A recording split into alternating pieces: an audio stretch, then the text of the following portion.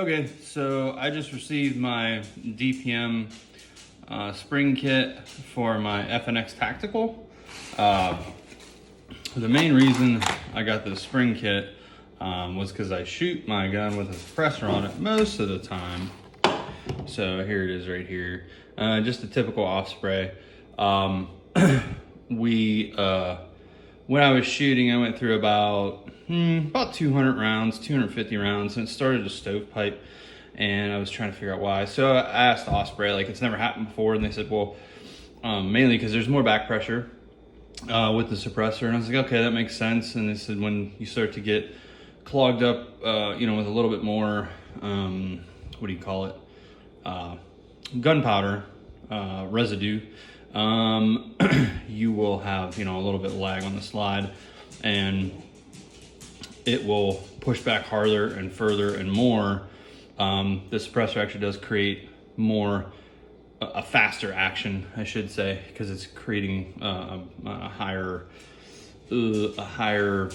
chamber pressure, if that makes sense, with the blowback.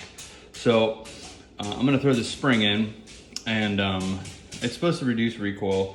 Now, the recoil of the suppressor is actually, it seems more manageable because it's like a direct back recoil. So I'm okay with it. I can still rapid fire and get a pretty good grouping. This is just my everyday carry. I don't carry it with the suppressor, obviously, but we're gonna go ahead and throw this in there and see what. Okay, so as you see here, this is my stock spring and pin.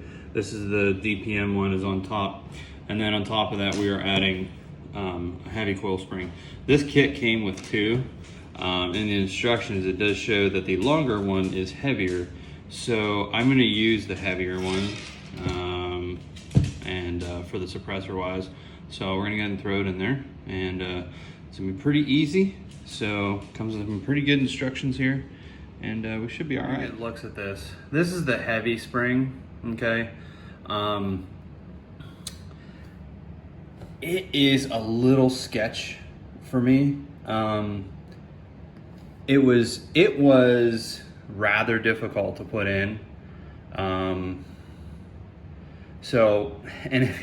if you let it slip, it flies across the room. So you can see the spring's a little tweaked. It's just the nature of the beast, but that spring's real heavy.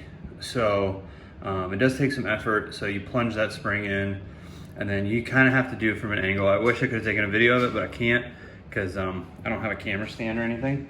So, and then this part also plunges into itself. So we have to be wary of that. Taking it apart to clean it, I'm a little leery about it, getting it in and out, but I suppose, it is what it is. So I'm gonna go outside and hopefully I can do some one-handed shooting and take some video at the same time and see how it comes out.